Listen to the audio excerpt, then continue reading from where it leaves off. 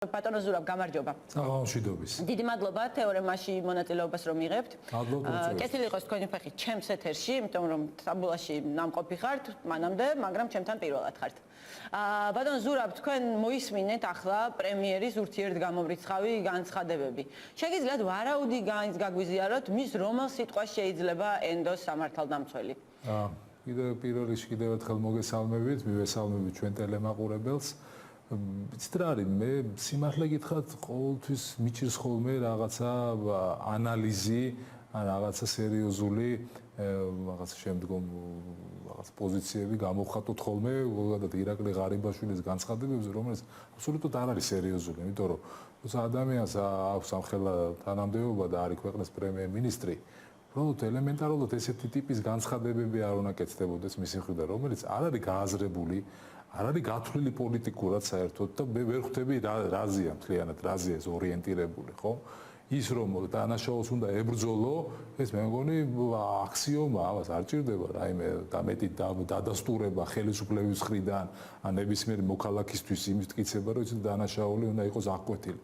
დანაშაულის წინააღმდეგ ბრძოლა არის ქვეყნის ერთ-ერთი ფუნდამენტალური პრინციპი, რომ აღკვეთოს, არა მარტო დააკავოს დამნაშავე და ციხეში ჩასვას, არამედ ამას აქვს მთელი რიგი ამოცანები მანამდე, პრევენცია როგორ მოახდინოს. ეს არის დღეს სამართალდამცავი სტრუქტურების მთავარი ამოცანა, რომ მანამდე მივიდეს იქამდე, რომ დანაშაული არ მოხდეს. და ამისათვის ჭირდება დღეს პოლიციას ჩვენ რომ ვამბობთ, რომ პოლიციას ჭირდება მხარდაჭერა და მას ჭირდებათ გადამზადება და მთელი რიგი საკითხების რეფორმები, რომელზეც ჩვენ საუბრობდით, როდესაც ვიყავით კოალიციაში და ერთად ავიღეთ ზოგადად პასუხისმგებლობა შინაგან საქმეთა ორგანოების რეფორმაზე და გამიჯვნაზე უსაფრთხოებისა და პოლიციის ერთმანეთისგან და რასაც შემდგომ უნდა მოყოლოდა მთელი რიგი საკითხების გადაჭრა, რაც ვფიქრობ, რომ დღეს საკმაოდ დაგვიანებულია, დღეს მხოლოდ ხელისუფლების წარმომადგენლების მხრიდან, არა მარტო პრემიერ-მინისტრის, არამედ უმრავლესობის წევრებისგან, მხოლოდ ვისმენთ სიტყვებს, რომ იცით რა, ჩვენ აუცილებლად ჩავატარებთ რეფორმას.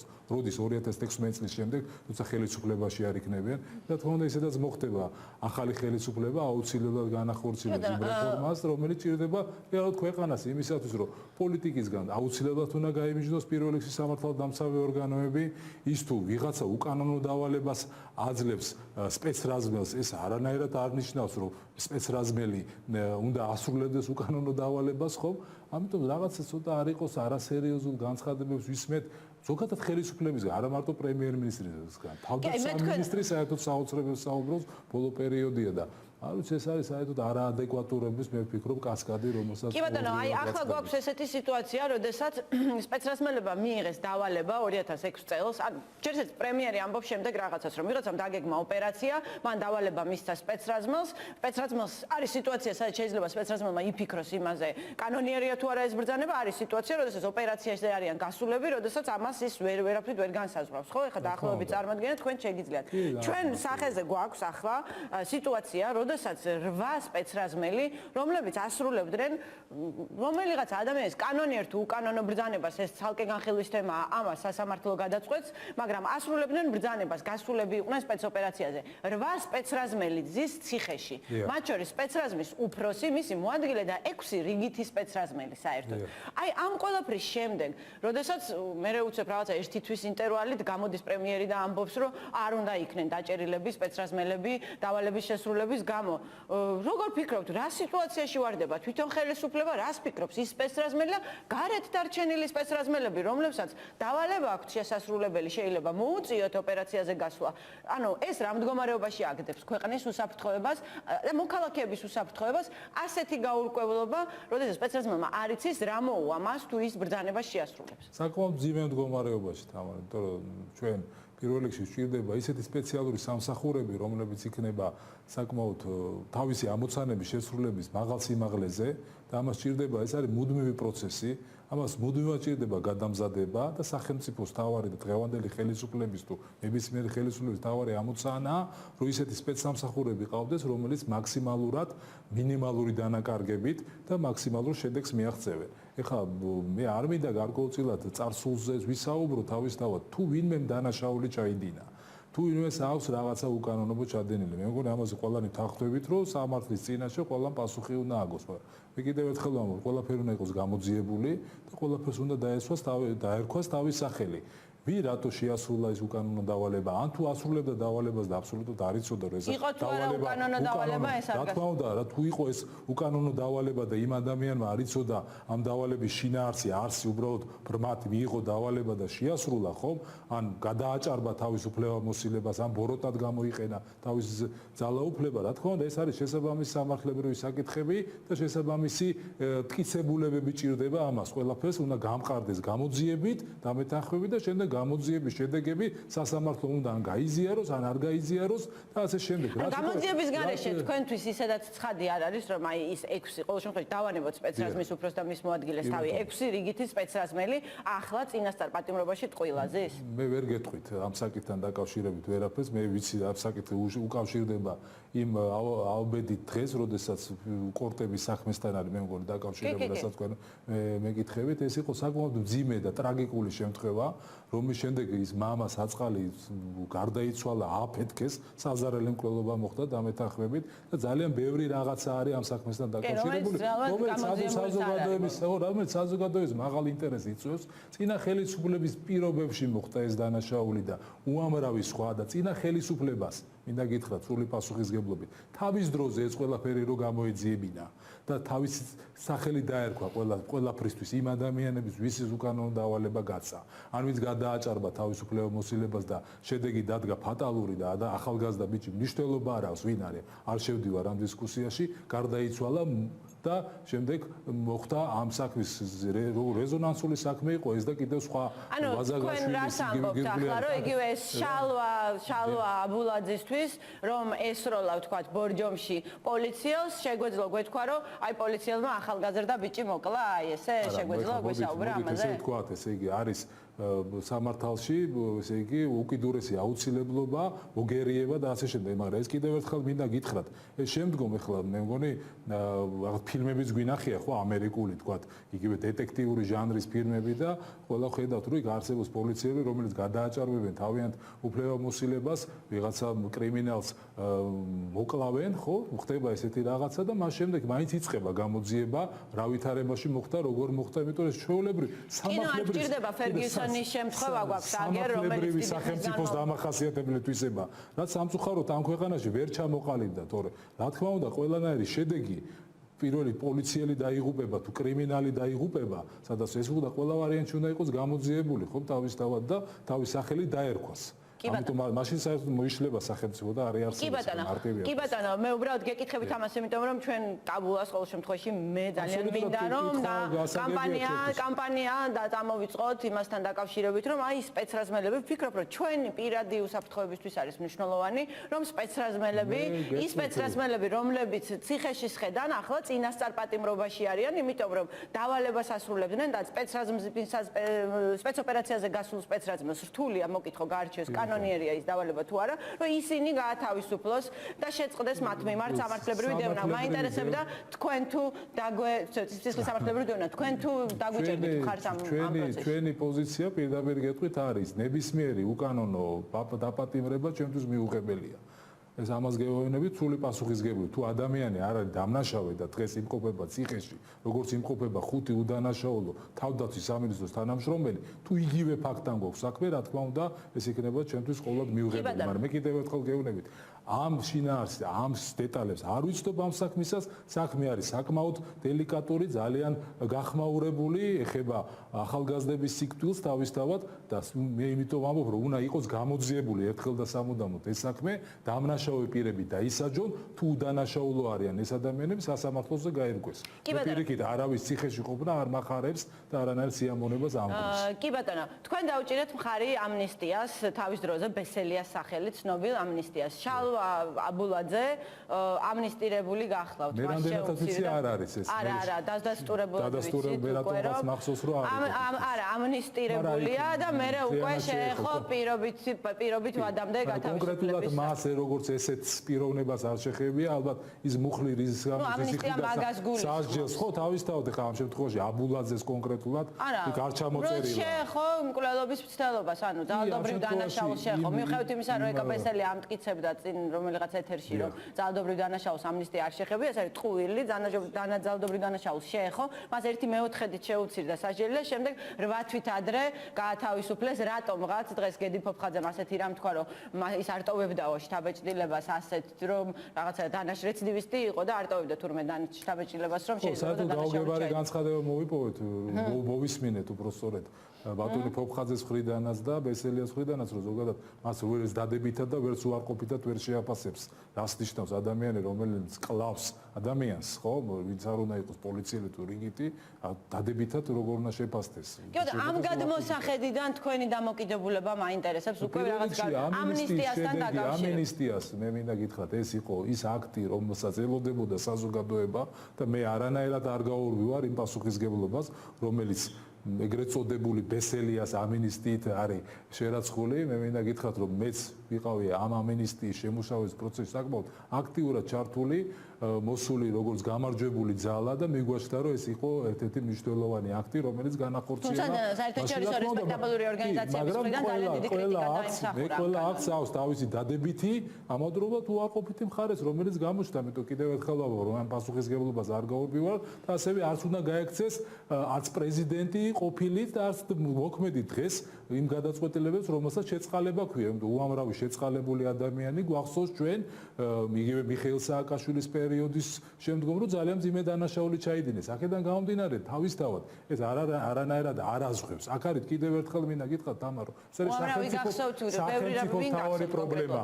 თავარი პრობლემა ის არის, რომ არა მარტო დანაშაულთან ბრძოლა, პრევენცია, შემდგომ აღკვეთა დანაშაულის, არამედ რესოციალიზაცია არის და რჩება ქვეყნის ყოველ გამოწვევად. იმიტომ რომ ჩვენ როდესაც მივიღეთ ის უამრავი ამინისტირებული ადამიანი, რომელიც გამოვიდნენ და პრაქტიკულად რამდენი თვე გაიხარეს უბრალოდ იმის გამო, რომ იყვნენ გარეთ, მათი უმრავლესობა რადგან ვერ დასაქმდა, იმიტომ რომ ქვეყანაში არ არის შესაბამისი სოციალურ-ეკონომიკური ფონი, ის ადამიანები ისე დაუბრუნდნენ კრიმინალს, ხო? ეს არის საკმაოდ მძიმე და სავალალო შედეგი სახელმწიფოსთვის. და მე ხა ვარ ოპოზიციაში ბუნებრივია, მაგრამ ეს პასუხისგებლობა ყველა ჩვენთან გასეკისრება იმისათვის, მომავალში ვიქნებით თუ არ ვიქნებით ხელისუფლებაში. ამაზე ვიზრუნოთ, რომ ნებისმიერი ადამიანი, რომელიც მოხდება ციხეში, ის არ ნიშნავს იმას, მოვახდინოთ მათი სტიგმატიზაცია, გადაუსვათ ხაზი, რომ მათ აღარ აქვთ არანაირი შანსი იმისა, რომ საზოგადოების სრულფასოვანი წევრები გახდნენ. ამ შემთხვევაში ეს ეხება ამ პიროვნებასაც, ეხა ბუნებრივია, მას რომ მისთვის ვიღაცას გაეწია, ეხა თუ რაღაცა მენტალური პრობლემა არ აქვს და ეხა ჩამოყალიბებული, თქვა მანიაკი არ არის, მკვლელი სერიული, ხო?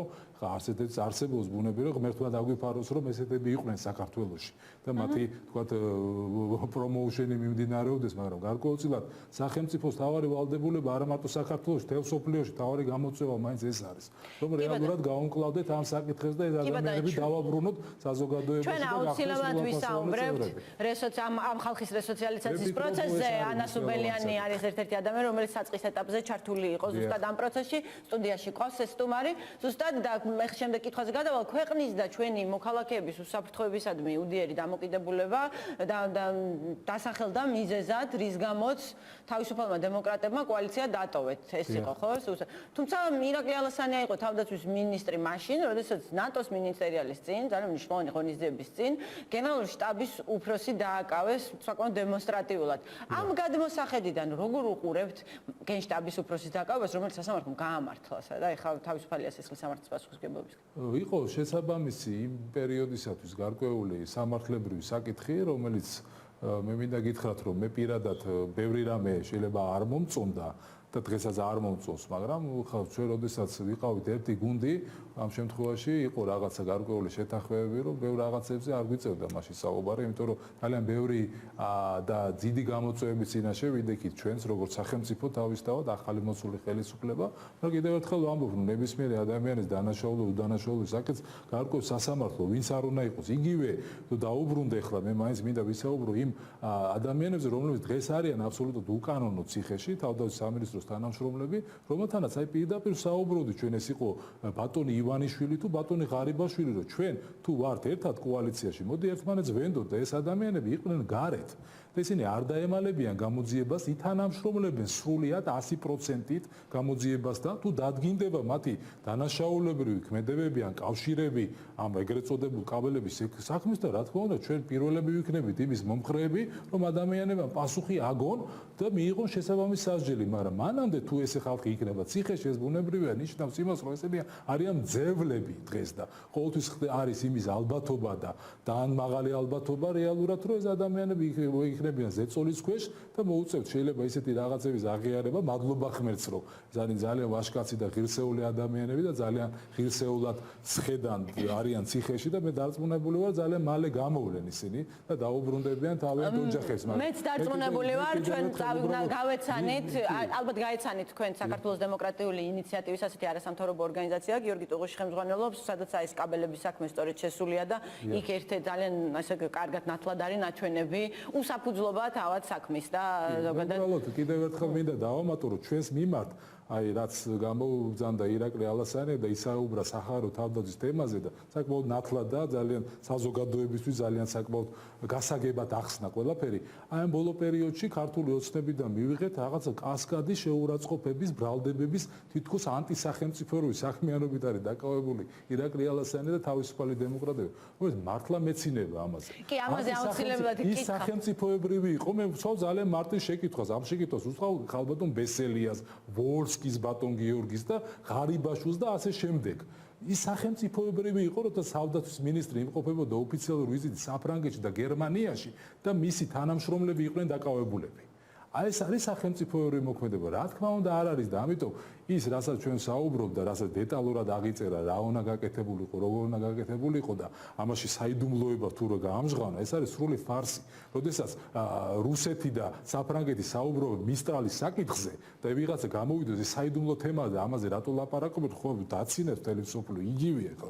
რომ თავდაცვის სამინისტრო მინისტრი საუბრობს სახერო თავდაცვაზე და ყოფილი მინისტრი უკვე დღეს ველაპარაკება იმაზე, რომ და ეს ხო მნიშვნელოვანი და თურმე ეს არის სახელმწიფო საიდუმლოება, ეს უფრო მეტად ინფანტილურს ხდის და ამ ვითარებას და ამ ხელისუფლებას აღგდეს ძალიან უსუსრულ მდგომარეობაში. კი ბატონო, მე აუცილებლად შეგეკითხები თქვენს მიერ ნაციონალურ ეპითეტებზეც აუცილებლად კითხავთ, მაგრამ მანამდე მინდა თვითონ ამ ურთიერთგანზრახულობის მემორანდუმზე კითხოთ. თქვენ ირაკლი ალასანიას საუბრობს იმაზე, რომ ეს ამ მემორანდუმში ჩადებული პირობები, რომელიც არ არის სავალდებულო, მაგრამ არის პირველი ნაბიჯი იმისთვის, რომ სავალდებულო თქვათ შეთანხმებამდე მივიდეთ, არ სრულდება. ჩვენ მოვისმინეთ არაერთი კამათი ამ თემასთან დაკავშირებით თქვენი პარტიის წარმომადგენლებსა და ხელისუფლებას შორის, მაგრამ კარგად ვერ გავიგე მე თვითონ ზუსტად რა ნაბიჯები უნდა გადაედგა ხელისუფლებას ირაკლი ალასანიას მიერ ფრანგულ ინდუსტრიებთან მემორანდუმის ხელმოწერის შემდეგ. შეგიძლიათ რომ ცოტა მეტი გვესაუბროთ ამ თემაზე, რა ნაბიჯები უნდა გადადგმულიყო? მე ვისაუბრო ის რამდენიც მე ვიცი, რა თქმა უნდა მეც ეს იგივე ვიცი ირაკლისგან თავისთავად და მისი. იმიტომ ჩვენ გქონდეს კონტროლის შესაძლებლობა, ანუ გადაიდგა თუ არა. რა თქმა უნდა, იმიტომ გუში საკმაოდ საინტერესო სიუჟეტი იყო პოსტსკრიპტუმზე რუსთაველზე, რომელმაც ჩემთვის კიდევ მეტი სიცხადე და სინათლე შეიტანა ამ საკითხთან დაკავშირებით, როგორც რიგითი ადამიანის ამ შემთხვევაში საზოგადოების წარმომადგენელი, როდესაც აი იმ თვალიდან შევხედე და მართლა საკმაოდ დაიხატა ძალიან სურათი რა ხდებოდა, რატო წავიდა ირაკლი ალასანია, რატო დაიწყო ამაზე საუბარი. ახლა ჩვენ როდესაც ქვეყნის თავდაცვაზე საუბრობთ და მის უსაფრთხოებაზე, ეს ბუნებრივი არის კავშირში ქვეყნის ეკონომიკურ განვითარებაზე, ხო? როდესაც პოტენციური ინვესტორი, რომელიც ფიქრობს, რომ საქართველოში დააბანდოს ფული და რაღაცა შემოიტანოს ამ ქვეყანაში და ეკონომიკა გაძლიერდეს, ხო? ბუნებრივია მას სჭირდება გარანტიები, ეს ქვეყანა არის დაცული, არის უსაფრთხო, რომ მას არანაირად არ ემუქრება მეზობელი, თქვა აგრესული სახელმწიფო, ხვალ რომ შემოვიდეს და დაიპყროს ეს სახელმწიფო და მისი ფული დაიკარგოს, ხო, ამ ქვეყანაში. ეს მე მგონი ძალიან მარტივი საკითხები, უბრალოდ დღევანდელ ხელისუფლებას სამწუხაროდ ეს საკითხები არ ესმის, არ აინტერესებს თუ რაზეა საუბარი, ამას რა თქმა უნდა მოგვიანებით შემოსაზრებას გეტყვით, მაგრამ ეს ნაბიჯები, რომელიც ითქვა, რა თქმა უნდა, ტექნიკურ მხარეზე, თქვა რა უნდა გაკეთებულიყო, როგორ უნდა ყოფილიყო ეს ყველაფერი, ამაზე არ შეიძლება საუბარი, არც მე ვიცნობ ამ ინფორმაციას, მიუხედავად იმისა, რომ მე ვარ პარლამენტის დობის ჯგუფის წევრი, მე მომიწევს ამ თემაში ჩახედვა და თვითონ შევისწავლე ამ საკითხს, მაგრამ მე არ მექნება უფლება ამ საკითხებზე საჯაროდ ვისაუბრო, იმიტომ ამას კანონი მიგზავნოს თავისთავად, მაგრამ სწორედ ჩვენი მოთხოვნა მდგომარეობს რაში, რომ შეიქმნას პარლამენტში კომისია იმისათვის რომ ეს საკითხი გავარკვიოთ ერთხელ და სამუდამოდ რომ დაურეკეს ალასანიას დღეს მინისტრმა მაშინ ყოფილმა უსაფრთხოების საბჭოს დივანმა თუ არ იყო არ მახსოვს ეუბნება რომ არ მოაწერო ხელი იმიტომ რომ აქ არის ბევრი საკითხები რომელიც ითხოვს გადავადებას და თავდაცვის მინისტრი ცდილობს დაკავშირებას პრემიერ-მინისტრთან რომ აუხსნას რომ ეს რა თქმა უნდა თავრობის დონეზე შეთანხმებული საკითხი იყო ირაკლი ალასანია არ წასულა იქ როგორც ტურისტი ამ შემთხვევაში ეიფელის კოშკის სანახავად ხომ და ლაფაეტში რაღაცა მაღაზიაში ხო წავიდა იმისათვის რომ ეს მნიშვნელოვანი საკითხი განეხორციელებინა და მას მანდატი ქონდა მინიჭებული მთავრობისგან მაგრამ უცებ იცვლება პოზიცია ხო თავისთავად მაგრამ ირაკლი ალასანია უარს ამბობს ამაზე აწერს ხელს იმ მემორანდუმს რაზეც იყო ჩასული ჩამოდის მერე და რა თქმა უნდა ხდება ის რაც ხდება იჭერენ მის თანამშრომლებს და ჩვენ თავისუფალი დემოკრატები ძალიან მკვეთრად ვაფიქსირებთ ამ პოზიციას რომ ეს არის სრულად მიუღებელი ჩვენთვის ერთ-ერთი დამოკიდებულება და ეს არ ნიშნავს აბსოლუტურ პარტნიორობას და ჩვენ ნამდვილად ვეღარ ხედავთ იქ ჩვენ თავს და ნამდვილად დღესაც რჩება ჩემი სიტყვები რომ არღის მათაყოფნა აბსოლუტურად ლეგიტიმურად იმიტომ რომ მართლა ესე იყო იმიტომ რომ ესეთი დამოკიდებულება რომელიც ჩვენ ვნახეთ იყო სრულად მიუღებელი და აღმოჩნდით დღეს ოპოზიციაში და ვფიქრობთ რომ ჩვენი ოპოზიციის საქმიანობით კიდევ ერთხელ მინდა გითხრათ რომ ის თავდაცვის საკითხები რომელსაც ჰქონდა წამოწყებული რომელიც წამოიწყო ირაკლი ალასანიამ ღმათ ვარ დარწმუნებული საბოლოო შედეგს მივიღებთ იქ იმიტომ რომ ეს ჭირდება ჩვენ სახელმწიფოს და იმ მემორანდუმის სწორედ ითვალისწინებდა ამ განზრახულობას რა უნდა გაკეთებულიყო პრაქტიკულად მთელი საკითხები მთელი რიგი თემები ამასთან დაკავშირებით მომზადებული უკვე შემდგომ ბატონ ჯანელიძეს უნდა დაეწყო მუშაობა და ეს საკითხები მიიყვანა ბოლომდე იმიტომ რომ ამისთვის იყო ზუსტად 6 თვე 31 მარტამდე ეს ვადა იყო გაშვებული და მას შემდეგ ირაკლი ალასანიამ გადაწყვიტა რომ გამოსულიყო და საზოგადოებისთვის ეთქვა ის რაც თქვა მანამდე მას ერთი სიტყვა არ უთქვამს ამასთან დაკავშირებით კი ბატონო თქვენ საუბრობთ იმაზე რომ ირაკლი ღარიბაშვილთან ყველაფერი შეთანხმებული იყო მაგრამ ხომ ხვდებით რომ ირაკლი ღარიბაშვილთან შეთანხმება არაფერს ნიშნავს თუ ბიძინა ივანიშვილის რა თქმა უნდა და სწორედ ჩვენი ვარაუდით და ჩვენი ეჭვებიც გამოიწვია იმან რომ სწორედ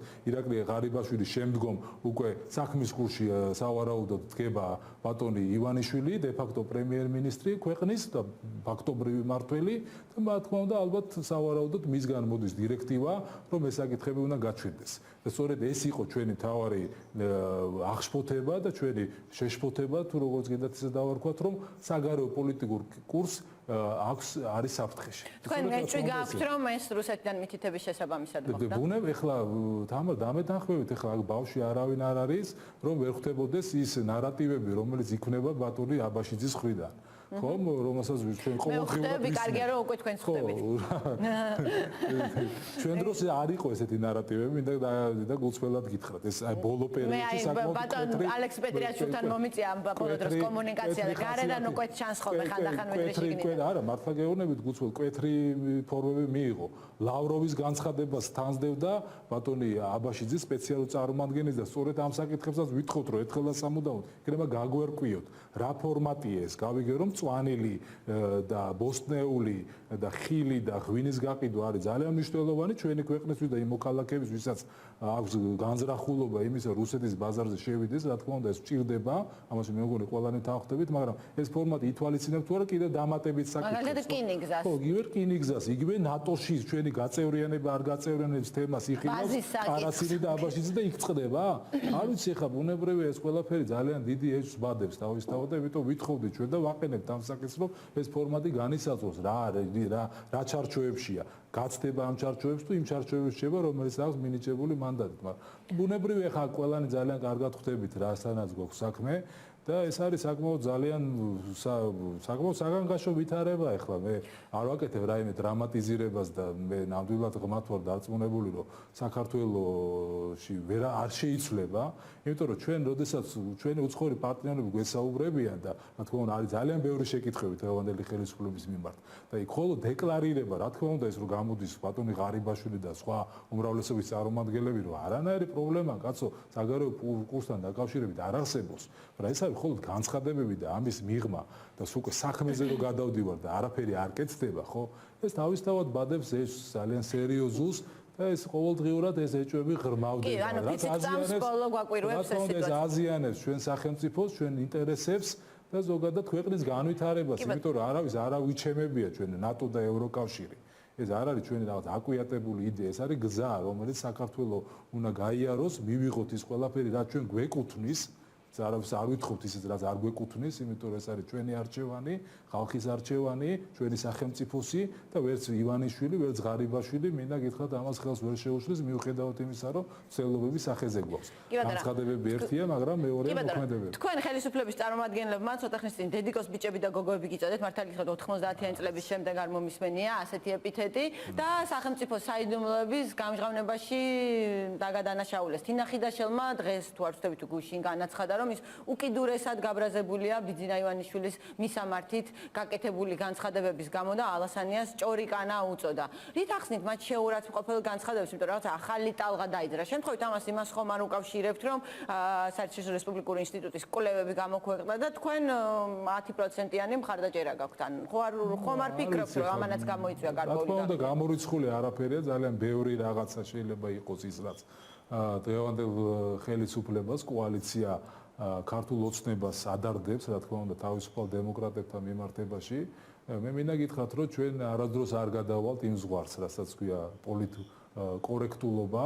მე მინდა გითხრათ, რომ ჩვენთვის, რა თქმა უნდა, ოპონირების რეჟიმი ეს არის აუცილებელი ქვეყნის განვითარებისთვის და პარტიული ცხოვრება სწორედ ამას გულისხმობს, იმიტომ რომ მე ხანდახან მომისმენია ოპონენტების მხრიდან, როდესაც მე რაღაც ვაკრიტიკებ, იცი და ნუ დაგვსდევ სიტყვებზე და ნუ იმას გვიშვებით, ჩვენ ნუ გვაკრიტიკებთ. აბა რისთვის არის ოპოზიცია თუ არ გააკრიტიკებს ხელისუფლება და საზოგადოებას არ შეთავაზა. კონსტრუქციულად უნდა აკრიტიკოთ, თქვენ ვერ ხვდებით რომ. არ ვიცი, რას ნიშნავს კონსტრუქციულები ვართ კიდევაც, იმიტომ რომ ჩვენი სახელმწიფოს ჭირდება კონსტრუქციული განვითარება, მაგრამ არ ვიქნებით შეურიგებელი ვიქნები იმასთან, რაც ჩემთვის ყოველად მიუღებელია და ეხა როდესაც მე კიდევ ერთხელ ვამბობ, იგივე თინა, იგივე ნებისმიერი ზვია ძიძიგური, ეს ხალხი არ არის ჩვენთვის ისე უბრალოდ ჩვენ საკმაოდ ბევრი რაღაცა გამოვიარეთ ერთად და მე გეტყვით, რომ გულწრფელად გული მწყდება იმისათვის, რომ დღეს ესეთი დამოკიდებულებებია.